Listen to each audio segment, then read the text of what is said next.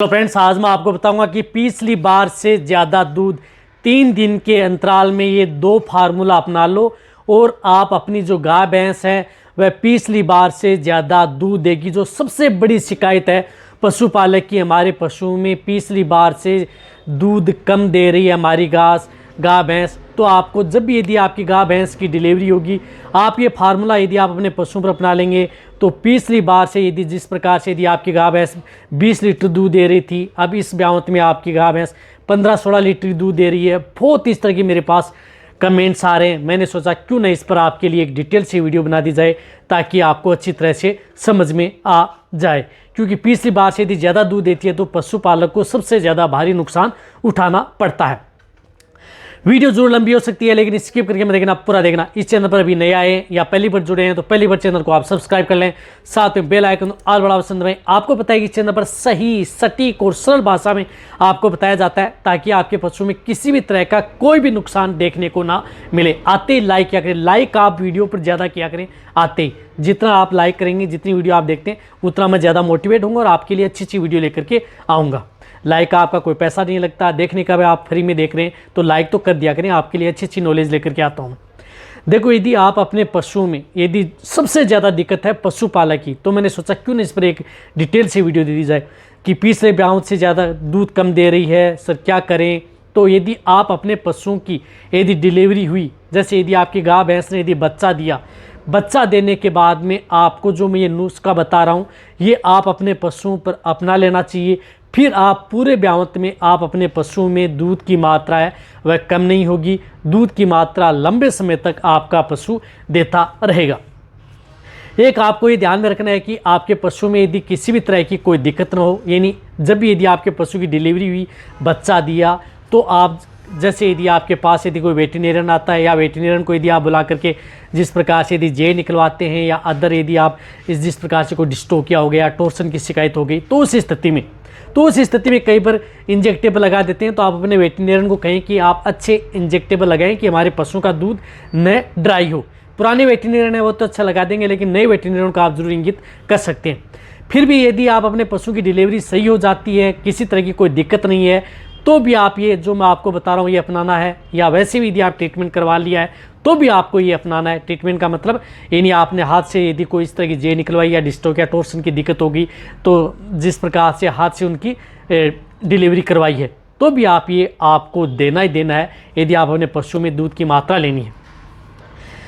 देखो, इनके लिए आपको लेना है सबसे पहले गुड़। गुड़ बहुत ज़्यादा ज़रूरी है। आपको पता है कि गुड़ के अंदर सभी तरह के जो कैल्शियम, मिनरल्स, विटामिन इसके अंदर होते हैं और गुड़ आपके पशु के लिए एक एनर्जी टॉनिक होता है। तो गुड़ तो आपको लेना ही लेना है। अब गुड़ कितना लेना है? जितना आपके पशु का बॉडी वेट है उतना ग्राम आप गुड़ अपने पशु के लिए उपयोग कर सकते हैं। यानी जितना बॉडी वेट उतना ग्राम आप गुड़ आप अपने पशु के लिए उपयोग कर सकते हैं, जो कि पशु के लिए अच्छा रिजल्ट आपके पशु में दे। तो 500 केजी का तो 500 ग्राम गुड़ ले लें, 300 केजी का पशु तो 300 ग्राम गुड़ ले लें। इसी के साथ साथ आपको उपयोग करनी है अजवाइन। अजवाइन बहुत ज़्यादा ज़रूरी है, इसके अंदर आपको मिक्स करनी है। अजवाइन भी आपको क्या करनी है कि 50 ग्राम से लेकर के 100 ग्राम, यानी जिन पशुओं का वज़न ज़्यादा है तो आप उसे 100 ग्राम ले सकते हैं, और यदि वज़न कम है तो 50 ग्राम आप अजवाइन उपयोग कर सकते हैं। ये भी आपको क्या करना है कि अच्छी तरह से अजवाइन को कूट लेना है, एकदम बारीक कर लेना है। और इनके साथ आपको लेना है अदरक। अब अदरक का भाग, जिसे अदरक सूखी हुई अदरक है जिसे हम सौंठ बोलते हैं, तो आप सौंठ का उपयोग कर सकते हैं। अदरक का जो सूखा भाग होता है सौंठ, तो सौंठ भी आप 20 ग्राम आप उपयोग कर सकते हैं। इससे क्या होता है कि आपके पशु में किसी भी तरह की कोई दिक्कत है या किसी तरह का कोई इन्फेक्शन है, उनको ये कंट्रोल करने का ये काम करती है। इसी तरह से आपको इसके साथ आपको इसमें उपयोग करनी है हल्दी। हल्दी बहुत ज़रूरी है। हल्दी एंटीऑक्सीडेंट का भी काम करती है, एंटी इन्फ्लामेटरी का भी काम करती है। तो किसी भी तरह का कोई यदि अंदर वेजाइनल इन्फेक्शन हो या कुछ इस तरह की दिक्कतें हैं जिसकी वजह से पशु में ज़्यादातर है दूध की मात्रा नहीं बढ़ पाती है, तो ये इन्फेक्शन को दूर करती है। तो हल्दी आप 20 से 25 ग्राम हल्दी ले सकते हैं, 20 से 25 ग्राम या आप सौंठ ले सकते हैं, जो मैंने बताया। इनके साथ आपको उपयोग करना है जीरा। जो रसोई के अंदर हम उपयोग में लेते हैं वही जीरा। इसके अंदर आपको ऐसा नहीं है कि हम सफ़ेद जीरा लें या कौन सा, तो वही जीरा जो आप उपयोग करते हैं। तो जीरा भी आप 20 से 25 ग्राम उपयोग कर सकते हैं। बॉडी वेट ज़्यादा है तो इसकी मात्रा आप ज़्यादा भी रख सकते हैं। 50 ग्राम जीरा का भी आप उपयोग कर सकते हैं। इन सभी को आपको क्या करना है कि अच्छी तरह से कूट लेना है, यानी अच्छी तरह से कूट लेना आपको, जितना भी जो मैंने आपको बताया, गुड़ को भी आपको कूट लेना है। इन सभी को आपको क्या करना है कि पानी में मिलाना है, यानी पानी भी लेना है और थोड़ा उसको गर्म करना है, यानी काढ़ा सा आपको ये बनाना है। इन सभी को लेकर के आप थोड़ा गर्म करना है। गर्म करके बाद में आपको ठंडा कर लेना है। सभी मिश्रण हैं जो ये मिक्स हो जाते हैं उनको अच्छी तरह से बाहर करके आप तैयार कर लें। और फिर यदि आप जो गुड़ पूरी तरह से यदि एक लिक्विड बन जाए, काढ़ा बन जाए, तो आपको क्या करना है कि आप अपने पशुओं को जो भी, देखो इसके अंदर अनाज नहीं देना है। यदि आप अपने पशुओं को अनाज की मात्रा न दें तो आप अपने पशुओं को जो भी, यदि आपके पशुओं की डिलीवरी सही है तो इसके अंदर जो भी खल या चूरी का यदि आप उपयोग करें, खली का उपयोग करें, तो उनके साथ आप मिक्स करके आप अपने पशुओं को ये जो मैंने आपको बताया कि तैयार किया हुआ काढ़ा, ये आप अपने पशुओं को पिला दें। इस तरह से ये काढ़ा आपको लगातार 2 से 3 दिन देना है।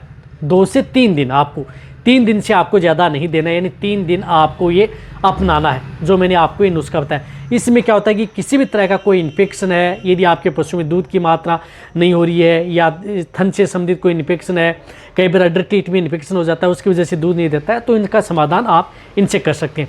इनके साथ साथ आप अपने पशुओं को एक उपयोग करनी है कैल्शियम जेल। अब कैल्शियम जेल भी आपको बहुत ज़्यादा ज़रूरी है इस तरह के केस के अंदर। तो कैल्शियम जेल आपको लगातार यदि 3 दिन देनी है, तो कैल्शियम जेल में जिस प्रकार से मैनकाइंड की आती है कैल्शियमस्ट जो जेल आती है 300 ग्राम की, तो ये जेल क्या करना है कि आपको पिला देनी है। जैसे यदि आपके पशुओं की डिलीवरी, आप जैसे काढ़ा दिया दिन में, तो एक बार दिन में सिर्फ एक बार काढ़ा देना है, एक समय आपको ये कैल्शियम जेल दे देनी है, फिर दूसरे दिन आपको ये कैल्शियम जेल दे देनी है, फिर तीसरे दिन आपको ये एक कैल्शियम जेल दे देनी है, यानी 3 दिन आपको लगातार ये कैल्शियम जेल पिला देनी है। साथ में आपको 3 दिन वो जो मैंने काढ़ा बताया था पर डे का, लगातार 3 दिन आप अपने पशुओं को दे दें। फिर ये देखना कि आप अपने पशुओं के में, जिन पशुओं में यदि दूध की मात्रा कम नहीं होगी, पिछले ब्याह से ज़्यादा ही दूध आपका पशु देगा।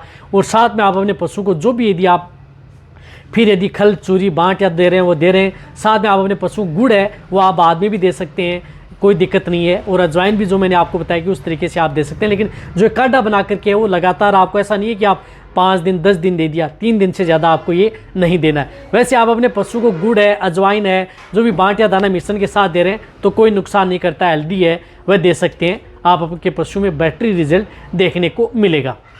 तो ये अच्छी तरह से समझ गए होंगे। जो बार बार इस तरह की दिक्कत कर रहे थे कि हमारे पशु में दूध की मात्रा नहीं बढ़ पा रही पिछले बाँव से, तो आप अपने पशु में दूध की मात्रा आप आसानी से बढ़ा सकते हैं। ये 2 फार्मूला आपको जो मैंने बताए हैं, ये 2 फार्मूला अपनाने और आप अपने पशुओं में सबसे बेस्ट और बेटर रिजल्ट आपके पशु में पा लें। तो वीडियो जितना हो सकता है शेयर करें। इसी तरह से आप मेरी वीडियो देखते रहें। थैंक्स।